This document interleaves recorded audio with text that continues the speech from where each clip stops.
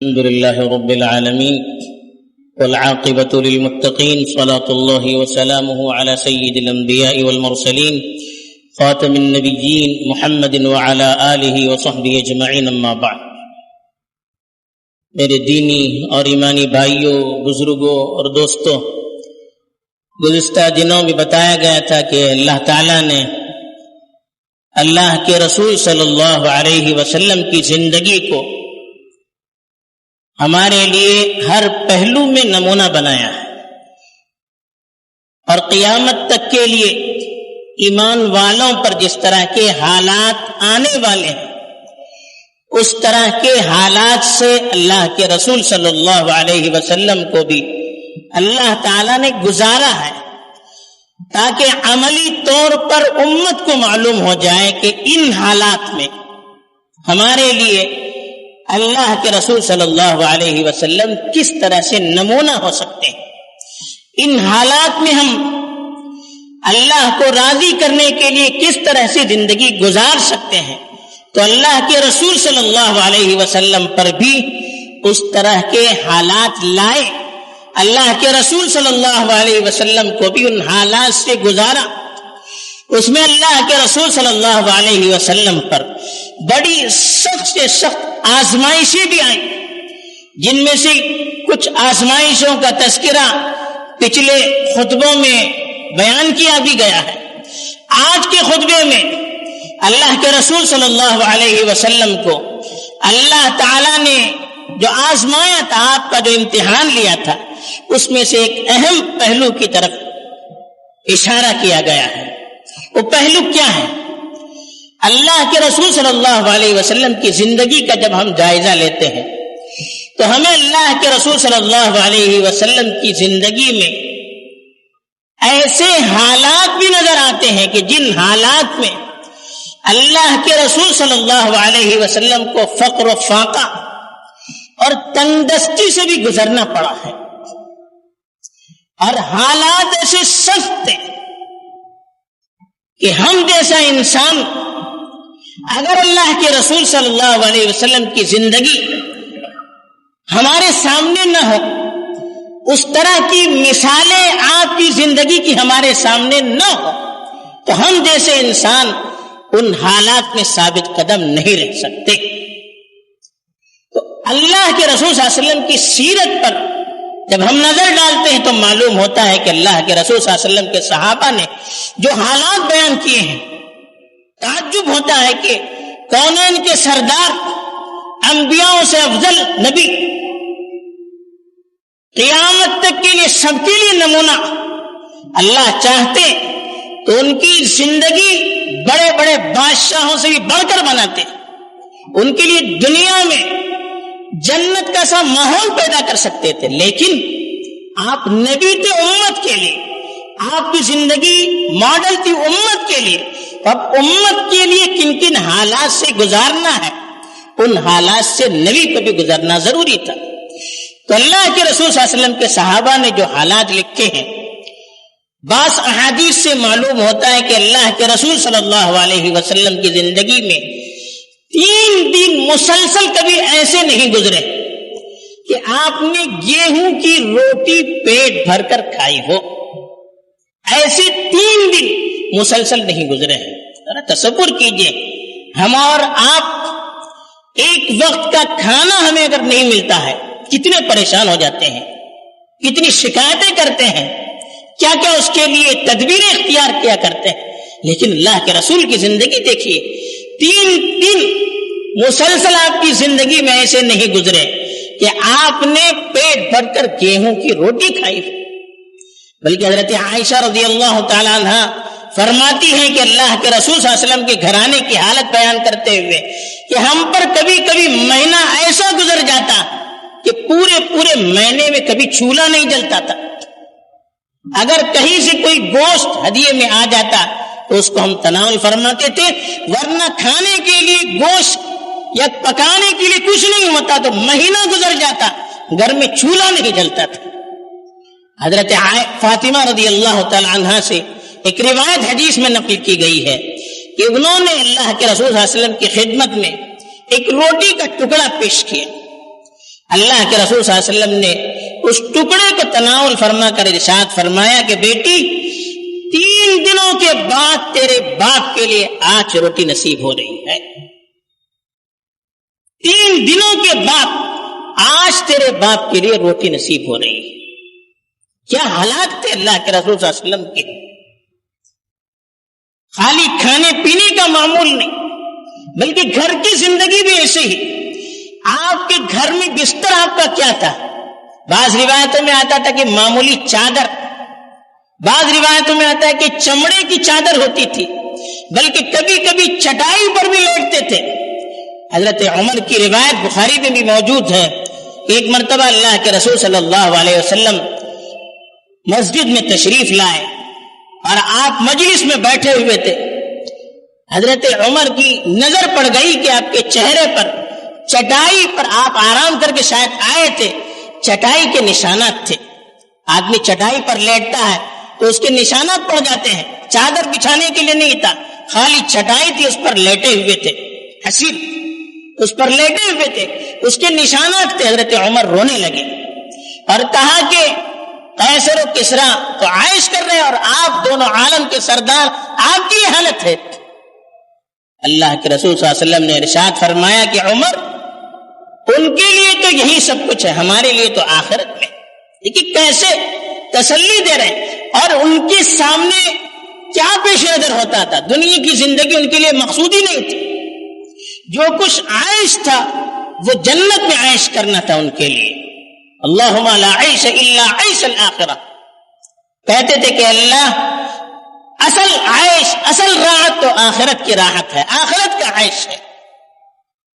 غزوہ خندق کے موقع پر اللہ کے رسول صلی اللہ علیہ وسلم اور آپ کے صحابہ نے بہت بڑا گڑھا کھودا تھا. دشمنوں کے سامنے دشمن کہیں آ نہ پائے. تینوں طرف سے تو مدینہ محفوظ تھا، ایک طرف کھلا میدان تھا، وہاں سے دشمن کے آنے کا خطرہ تھا. اللہ کے رسول صلی اللہ علیہ وسلم کو حضرت سلمان فارسی نے مشورہ دیا کہ ایک بڑا گڑھا کھودا دیا تاکہ دشمن کود کر اس طرف نہ آ سکے. تو صحابہ نے خود گڑھے کے کھودنے کا کام کیا اور اللہ کے رسول صلی اللہ علیہ وسلم بھی اس میں شریک تھے. آپ بھی گڑھے کھودنے میں شریک تھے. تو صحابہ نے بھوک کی شکایت کی اور بھوک کی وجہ سے اپنے پیٹ پر پتھر باندھنے لگے. اللہ کے رسول صلی اللہ علیہ وسلم کے پاس شکایت لے کر آئے اور کرتا اٹھا کر دکھایا کہ اللہ کے رسول بھوک کی وجہ سے حالات بڑے تنگ سے تنگ ہوتے چلے جا رہے ہیں، آپ دعا فرمائے. اللہ کے رسول نے اپنا کپڑا اٹھایا تو پیٹ پر 2 پتھر لگے ہوئے تھے. کتنی تکلیف ہی ہوگی آپ کو، لیکن برداشت کیا، شکایت نہیں کی. اسی طرح سے بخاری شریف میں ایک واقعہ نقل کیا گیا کہ اللہ کے رسول صلی اللہ علیہ وسلم ایک مرتبہ دوپہر میں نکلے تو دیکھا کہ حضرت ابو بکر اور حضرت عمر بھی آ رہے ہیں. پوچھا کہ اس وقت کہاں نکلے جا رہے ہو؟ دھوپ بڑی تیز ہے، اس وقت تو آپ کے گھر سے نکلنے کا معمول نہیں ہے. اللہ کے رسول صلی اللہ علیہ وسلم نے حضرت ابو بکر اور حضرت عمر سے پوچھا کیا حالت ہے؟ اس وقت تو تم گھر سے نکلتے نہیں ہو، دھوپ بہت سخت ہے. کہا کہ اللہ کے رسول بھوک نے مجبور کیا، اس لیے ہم نکلے. اللہ کے رسول صلی اللہ علیہ وسلم نے فرمایا میری بھی یہی حالت ہے، میں بھی بھوک سے مجبور ہو کر گھر سے نکلا. پھر اپنے ایک دوست انصاری کے گھر میں چلے گئے. بڑا قصہ ہے، انہوں نے بڑی خوشی کا اظہار کیا اور اس میں بڑی دعوت کی انہوں نے. یہ اللہ کے رسول صلی اللہ علیہ وسلم کی حالت تھی. اور خود زبان سے بھی دعا کرتے تھے اللہ سے کہ اللہم احینی مسکینا وامتنی مسکینا واحشرنی فی زمرۃ المساکین. کہ اللہ مجھے مسکین بنا کر زندہ رکھ، مجھے مسکین ہونے کی حالت میں موت دے اور مسکینوں کے ساتھ میرا حشر کر. حالت بھی آپ کی تھی جب آپ کا انتقال ہو رہا تھا تو آپ کی زرہ جو تھی جنگ میں پہننے والی وہ بھی ایک یہودی کے پاس آپ نے رہن میں گروی میں رکھا تھا اور اس سے کچھ جو لیا تھا اپنے گھر والوں کے خرچے کے لیے، کچھ نہیں تھا کھانے پینے کے لیے. ایسے حالات تھے اللہ کے رسول صلی اللہ علیہ وسلم کے.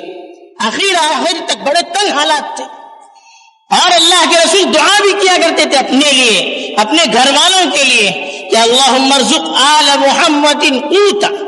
کہ اللہ محمد کے خاندان کا رزق بقدر کفاف ہو، یعنی ضرورت کے مطابق ان کو کھلا. ان کو زیادہ مالدار مت بنا، یہ آپ کی تمنا بھی تھی اور اپنی زندگی سے بھی آپ نے ثابت کیا. اور اپنے صحابہ کو جو بھی انتہائی فقر و فاقے کے حالات میں اکثر ہوتے تھے ان کو بھی اللہ کے رسول صلی اللہ علیہ وسلم تسلی دیا کرتے تھے. ایک مرتبہ ارشاد فرمایا اذا احب اللہ عبدا حماہ الدنیا کما یظل احدکم یحمی سقیمہ الماء او کما قال صلی اللہ علیہ وسلم. کہا کہ جب اللہ تعالی اپنے کسی بندے سے محبت کرتا ہے تو دنیا سے اس کو ایسے بچاتے ہیں جیسے تم میں سے کوئی اپنے بیمار کو پانی سے بچاتا ہے. آدمی بیمار ہوتا ہے اور پانی کے استعمال میں اس کو تکلیف ہوتی ہے تو ہم اس کو پانی سے کیسے بچاتے ہیں کہ بخار نہ بڑھ جائے، تکلیف بڑھ نہ جائے، پانی پینے نہیں دیتے ہیں، پانی سے اس کو بچاتے ہیں. تاکہ اللہ جب اپنے بندے سے محبت کرتے ہیں تو اس کو بھی دنیا سے ایسے ہی محفوظ رکھتے ہیں. تو اپنے ان صحابہ کو جو فقر اور تنگدستی کی حالت میں ان کو تسلی دیتے تھے اور کہتے تھے کہ اللہ آپ سے محبت کرتے ہیں، اس لیے اللہ تعالیٰ نے آپ کو دنیا سے اور دنیا کی بیماریوں سے محفوظ رکھا. اس لیے کہ جب دنیا آتی ہے آدمی عیش میں پڑ جاتا ہے، کھاتا پیتا ہے، شہوت بڑھ جاتی ہے، پھر حسد، کینہ، بغض، دشمنیاں بڑھتی ہے، مال کے لیے ایک دوسرے کی ٹانگیں کھینچنے لگتا ہے، عہدے کا طلبگار ہوتا ہے، دنیا کی طلب میں مقابلے ہوتے ہیں. پھر دنیا میں یہ نظام ہو جاتا ہے جو ہم اپنی آنکھوں سے دیکھتے ہیں کہ کس طرح سے انسانی ہوس، انسانی نفس مال کی ہوس میں آگے بڑھتا چلا جا رہا ہے. تو اللہ تعالیٰ اپنے محبوب بندوں کو اسی لیے دنیا کی نعمتوں سے، دنیا کی عائش سے محفوظ رکھتے ہیں تاکہ وہ دنیا کی جو گندگیاں ہیں اس کے اندر نہ پڑ سکے، دنیا کی جو بیماریاں ہیں اس سے وہ محفوظ رہ سکے. بلکہ کبھی کبھی اپنے خاص طور پر مہاجر جو تھے مکے سے سب کچھ لٹا کر آئے تھے، سب کچھ چھوڑ کر آئے تھے، ان سے کہتے تھے کہ ان فقراء المہاجرین يدخلون الجنة من الاغنیاء قبل 500 عام او کما قال صلی اللہ علیہ وسلم.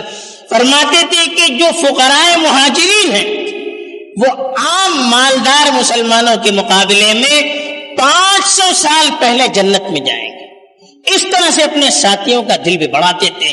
بہرحال یہ اللہ کے رسول صلی اللہ علیہ وسلم کی جو فقر و فاقے کی زندگی تھی اس کی کچھ جھلکیاں آپ کے سامنے پیش کی گئی. مقصد کیا ہے کہ ہم اپنی زندگیوں کا بھی جائزہ لیں.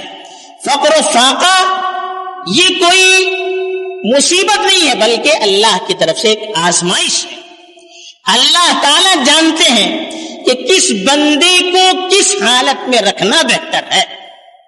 کبھی آدمی دولت اس کے لیے ضروری ہوتی ہے، اگر دولت نہ ملے تو اس کے ایمان کا خطرہ ہو جاتا ہے تو اس کو دولت دے دیتے ہیں.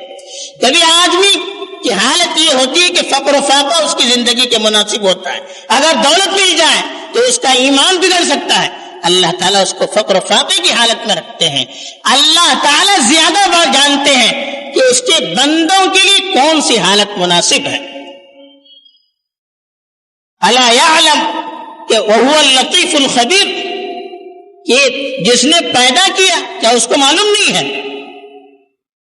اللہ تعالیٰ نے ہم کو پیدا کیا، اللہ کو معلوم نہیں ہے. وہو اللطیف الخبیر، وہ تو باریک باریک چیزوں سے، ہر ضرورت سے انسان کی واقف ہے. تو کیا اس کو معلوم نہیں کہ بندے کو کس حالت میں رکھنا چاہیے؟ تو یہ ایک چیز تو یہ ہے کہ ہمیں فقر و فاقے کو اللہ کی طرف سے آزمائش سمجھ کر اللہ کے رسول کی زندگی کو سامنے رکھ کر اللہ کے فیصلے پر راضی برضا رہنا چاہیے. دوسرے، فقر و فاقے کی زندگی میں اللہ کے رسول صلی اللہ علیہ وسلم نے یہ نہیں کہا کہ ہاتھ پھیلاتے رہیے، یہ نہیں کہا کہ چوری ماری کیجیے، یہ نہیں کہا کہ حرام رزق کو تلاش کیجیے. اللہ کے رسول صلی اللہ علیہ وسلم نے ان تمام چیزوں سے خود کو بھی اور اپنے صحابہ کو بھی محفوظ رکھا. تو ہمیں بھی یہ چاہیے کہ اگر حالات تنگ ہو جائے اللہ سے دعائیں کریں. کسی کے سامنے ہاتھ پھیلانا یہ اچھی بات نہیں ہے. تنگی کی وجہ سے حرام رزق کو اختیار کرنا، لوگ پوچھتے کیا کرے، روزی کی تلاش میں ہوں، حلال روزی نہیں ملتی ہے تو میں نے یہ غلط روزی، حرام روزی کو اختیار کیا. یہ ہمیں اسلام تعلیم نہیں دیتا ہے. امتحان ہے، اللہ تعالیٰ اس امتحان میں ہمیں کامیاب کرنے کے لیے موقع دیتے ہیں. تو آزمائش یہ بندے مومن کا تو امتیاز ہے. اگر ہم صبر نہیں کریں گے تو پھر فائدہ کیا ہے؟ تو ایسے موقع پر بے صبرے ہو کر حرام رزق کو اختیار نہیں کرنا چاہیے. تیسری چیز، ایسے حالات آئیں تو ہم کہاں سے تسلی حاصل کریں؟ ہمیں اطمینان کہاں سے ہوگا؟ ان حالات میں ہم اللہ کے رسول صلی اللہ علیہ وسلم کی زندگی کے اس پہلو کو اپنے سامنے رکھیں. حضرات صحابہ کی زندگی کے واقعات کو پڑھیں کہ ان پر کیا کیا حالات آئے اور کس طرح سے انہوں نے ان حالات کا مقابلہ کیا. یہ ہمارے لیے ان چیزوں میں نمونہ ہے. اللہ تعالیٰ ہمیں توفیق دے کہ ہم اللہ کے ہر فیصلے پر راضی برضا رہیں اور ہر حالت میں اپنے نبی کو اور ان کے صحابہ کو نمونہ بنا کر زندگی گزاریں. آمین. وآخر دعوانا الحمدللہ.